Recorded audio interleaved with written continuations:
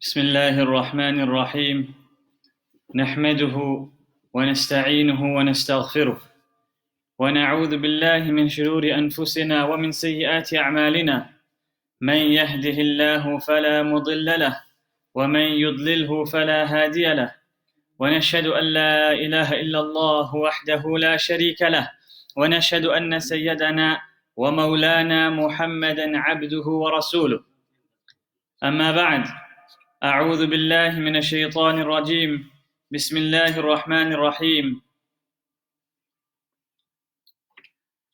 وما خلقت الجن والإنس إلا ليعبدون وقال النبي صلى الله عليه وسلم إذا جاء رمضان فتحت أبواب الجنة وغلقت أبواب النار وسفلت الشياطين أو كما قال عليه الصلاة والسلام. Respected brothers and sisters, we have a very blessed guest just around the corner. And it is imperative that we prepare ourselves to welcome this guest, because this guest is from none other than Almighty Allah subhanahu wa ta'ala.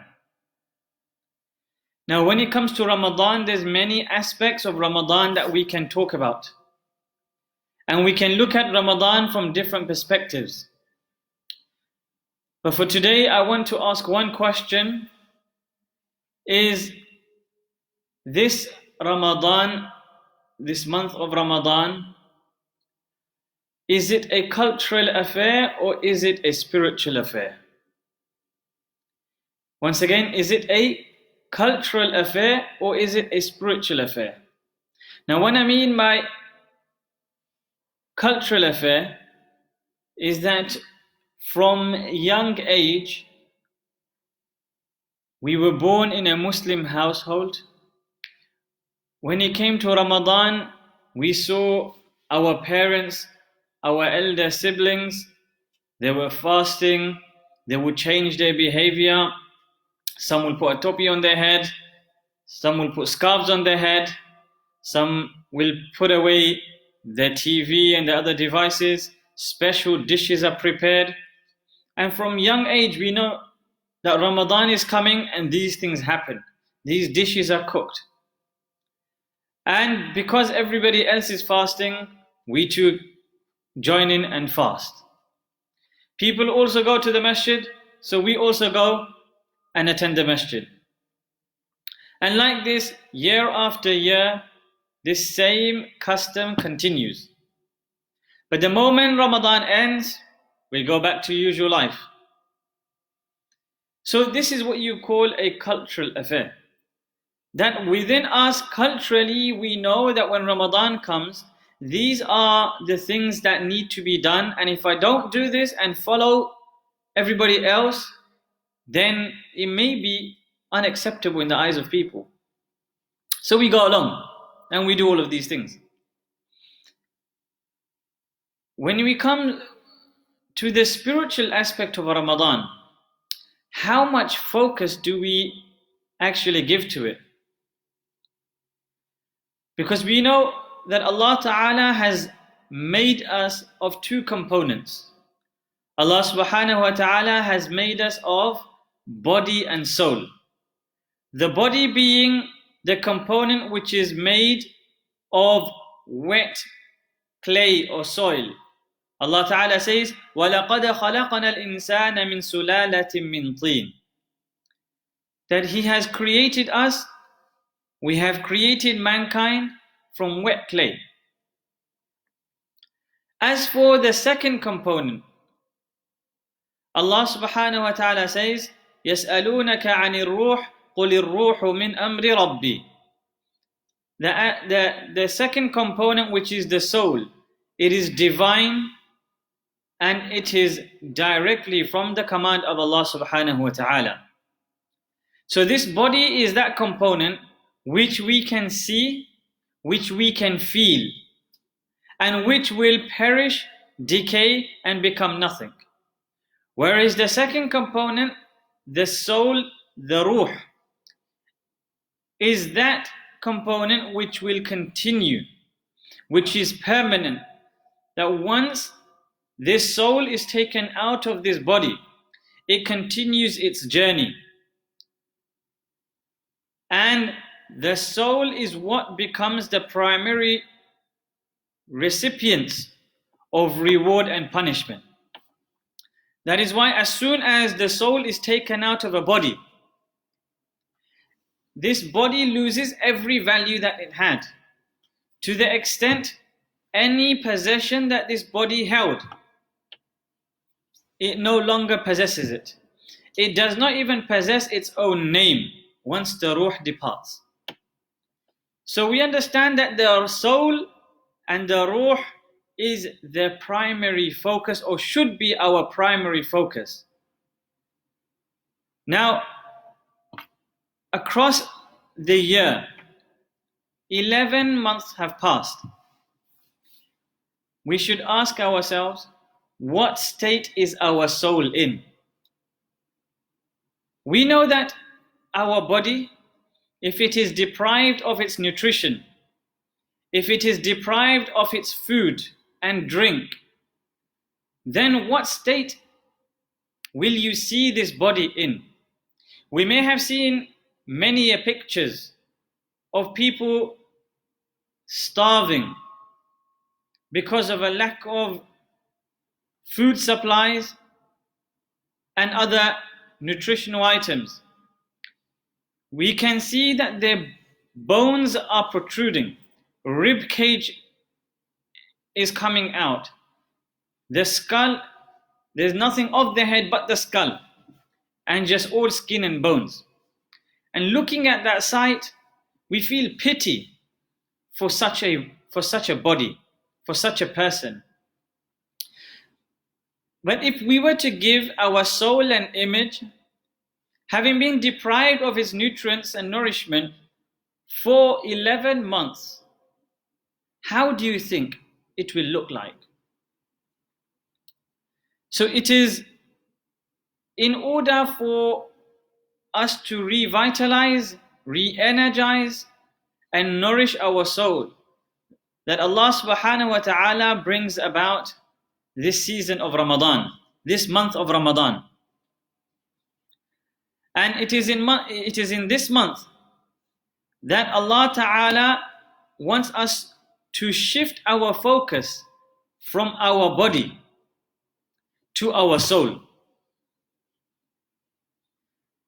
And just as it is in the case of our physical ailment and illnesses, when we are going through a treatment, then we are required to take a particular diet, stay away from some food. We are told to change our timings of when we eat. And sometimes we are also required and prescribed some exercises to carry out. And through this prescription, we can be hopeful of some recovery. Likewise, when it comes to our soul, and when it comes to our spiritual ailment, in order to recover from the spiritual illnesses and re-energize it, we are again required to take some special dietary restrictions and to exercise in a particular way, to exercise restraint. And that is why we have been prescribed this month, in which Allah subhanahu wa ta'ala does not only tell us to take some precautions in terms of our diet, and not only do we exercise some more of our energy in worshipping Allah subhanahu wa ta'ala, but in order for all of this to become easy for us, Allah ta'ala readily makes the entire preparation, the entire environment. How does Allah ta'ala make this environment? Allah Ta'ala says, إِذَا جَاءَ رَمَضَانَ فُتِحَتْ أَبْوَابُ الْجَنَّةِ. That when Ramadan arrives, Allah Ta'ala opens the doors of Jannah. وَغُلِّقَتْ أَبْوَابُ النَّارِ. And the doors of hell are closed. وَالسُّفِّرَتِ الشَّيَاطِينَ. And the shayateen too are chained up. So now that leaves us, usually we have two enemies who become an obstacle in our way of reaching our goals. And they are the obstacles in our spiritual growth. One is shaitan. Allah Ta'ala clearly states that إِنَّهُ لَكُمْ عَدُوٌّ مُبِينٌ. He is unto you a manifest enemy. And Allah Ta'ala says, فَاتَّخِذُوهُ عَدُوًّا. That take him to be your enemy. Don't let him be your friend, and don't you befriend him either. And we know that shaitan will try everything that he can do in order to detract us from our very purpose of our life, which is to worship Allah subhanahu wa ta'ala. The second obstacle in our way is what we call our nafs. Nafs is that capacity which is given to man through which he desires. And this nafs can either desire virtuous things, or it can also desire evil. So whenever our nafs increases in its animalistic nature, between humans and animals, we have a few things in common. One is that we eat, we sleep, we procreate. Animals do the exact same thing. If our life was just to be about eating, sleeping, roaming around, and procreating, then we are no different to animals. So our nafs usually, when it is not trained, then by default it continues to take us towards what we call our shahawat and our hawa, our desires. And the more it is fed its desires, the more it rages. Just like when you give firewood to the fire, it fuels it all the more. The fire and the flame never decreases. Likewise, each time we have a desire and this desire is fulfilled, then this nafs only grows in its hunger for more and more. And there is nothing in this world that will ever satisfy the nafs, because this world was never ever meant to be one in which our desires are fulfilled. But when we restrict and we refrain from fulfilling its desires, and the primary desires are all instigated through food, when we start depriving it of its desires, then from its level of animalistic attitude, we begin to rise. And we begin to rise so much so that we begin to be like the angels, and we adopt angelic qualities. Angels do not eat, and they don't have the necessities that we do. But rather Allah Ta'ala says, لا يعصون الله ما أمرهم ويفعلون ما يؤمرون. But rather they do not disobey any command of Allah Subhanahu wa Ta'ala. They fulfill each and every order of Allah Subhanahu wa Ta'ala. Everything they are told to do, they execute it. So when we take ourselves away from the attitude of an animal, which is just to eat, sleep, drink, and procreate, and roam around, and we start to refrain from these very basic things, and we put a restraint on our nafs and our desires, then we begin to rise up to the angelic qualities, thereby matching them in not disobeying Allah subhanahu wa ta'ala and fulfilling every command of Allah subhanahu wa ta'ala.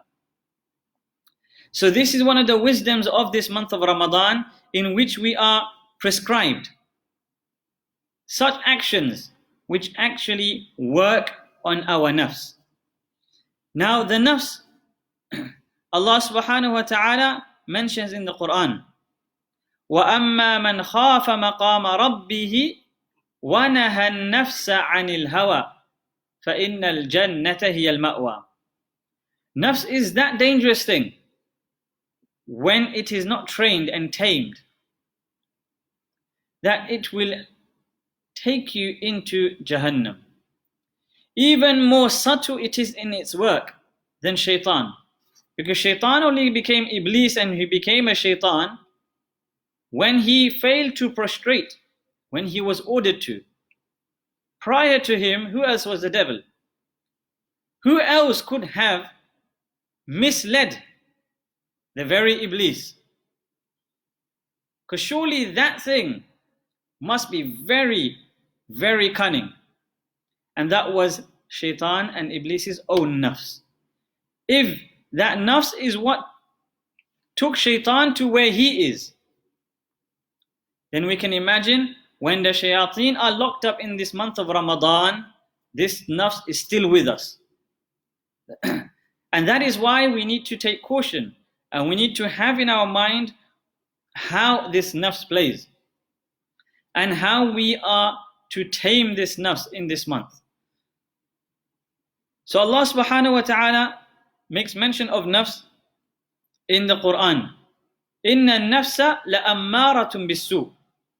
In the process of this nafs being tamed, in the initial stages, this nafs is called an-nafsul ammara, that it commands you to do evil, is always taking you and pushing you towards the desires, that you fulfill it. Sometimes these desires could be just in something as basic as eating and food. Even if you're not hungry, it still tells you, no, let's have this dish, let's have this dish. Or from one entertainment to another entertainment, very easily this nafs makes you bored when you try to incline towards reciting the Quran and doing some other good deeds, or even listening to a good talk. So this is an-nafsul ammara. It keeps on instigating you towards fulfilling your desires. Then we have, when you work on this nafs and you start to place some restrictions on it, you stop feeding it, through which it gains its strength, then slowly this nafsul ammara becomes a nafsul lawama, the lamenting nafs.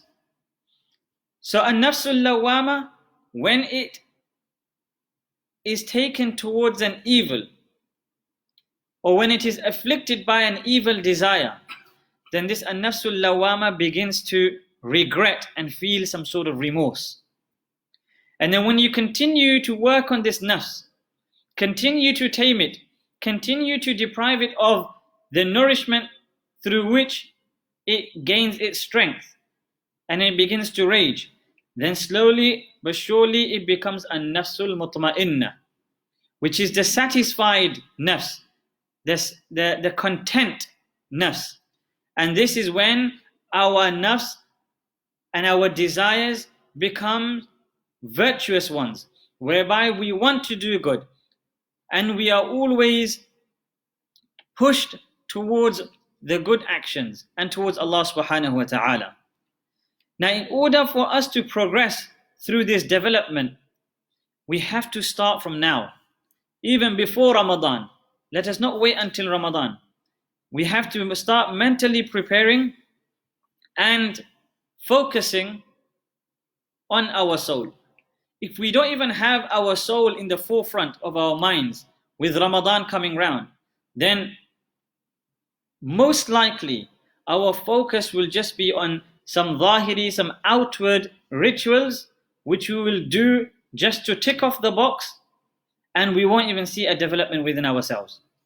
And again, the nafs is such that even between one good action, another good action, it becomes very cunning. It will take you from one good deed to a lesser good deed. Not necessarily it will take you towards the evil. Because the nafs does not like to take burden. So 3 ways of combating this nafs. One is to prevent its nutrition. That is, that the desires should not be fulfilled.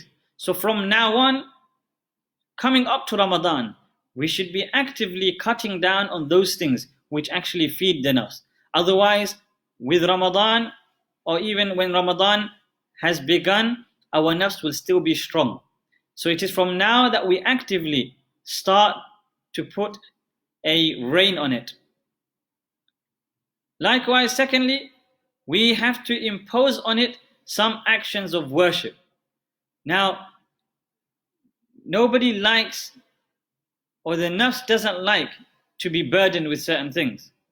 Take, for example, a horse. A horse, when it is not tamed and it is wild, and if you were to sit on that horse, instead of this person riding the horse will begin to ride him and will throw him from one side to another side. But once this horse is tamed, trained, and the rider also becomes experienced, and sometimes these horses or even donkeys, these animals need to be domesticated by putting some burden on it, by taking it through some rigorous exercises. And then it begins to follow order. You pull it to one side and it will go that way.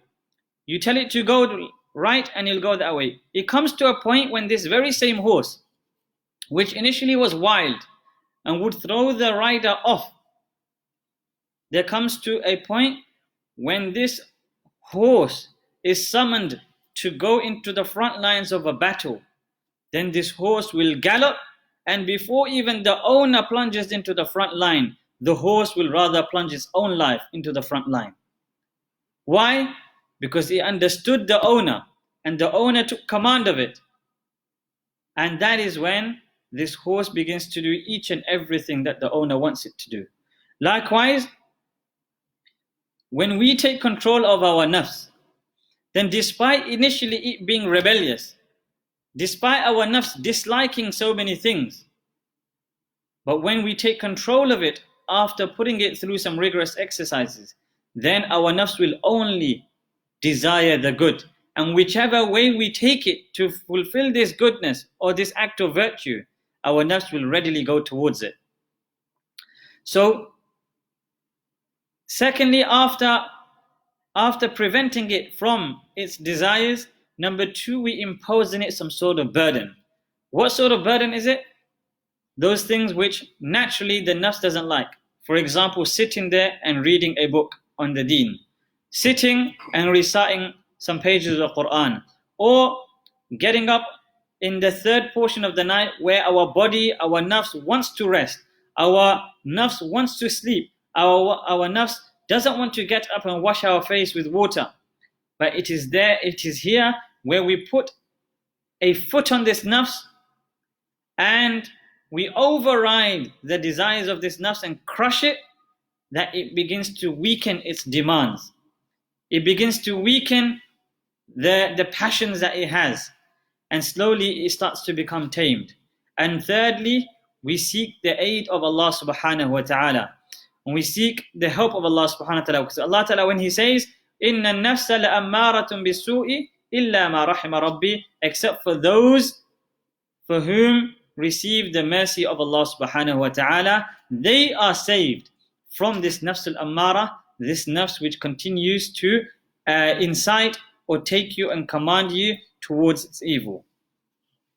So now when we look at the actions of Ramadan, we have siyam. The Prophet sallallahu alaihi wasallam said, as-siyamu junnah, that fasting is actually a shield. So when we fast, we are wearing our shield against our nafs. This is us shielding ourselves from the passions and the desires that this nafs continues to instigate. Then we have the Prophet sallallahu alaihi wasallam said, "Man qama Ramadana imanan wa ihtisaban, ghufira lahu ma taqaddam min dhanbih." We have the qiyam of Ramadan. And again, this is one that the nafs will not like. But once we start burdening this nafs with long hours of standing in front of Allah subhanahu wa ta'ala, then we will find that nafs slowly but surely becomes tamed until it reaches the level of an-nafsul mutma'inna, the content nafs. And that is why when we progress through Ramadan, then it comes to a point where we are doing one good deed after another good deed by the grace of Allah subhanahu wa ta'ala. And by the last 10 nights, we are actually in a very good flow. Because throughout Ramadan, we've been suppressing our desires, suppressing this nafs through fasting, through qiyam. And then when it comes to the last 10, then that's where it becomes all the more easy to stay awake the entire night. So in order for our Ramadan to be fruitful, we have to make sure our focus is correct. Let us not focus on just the outward rituals and start ticking off the box, but let us ask ourselves truly from within our heart, how much are we controlling this nafs of ours?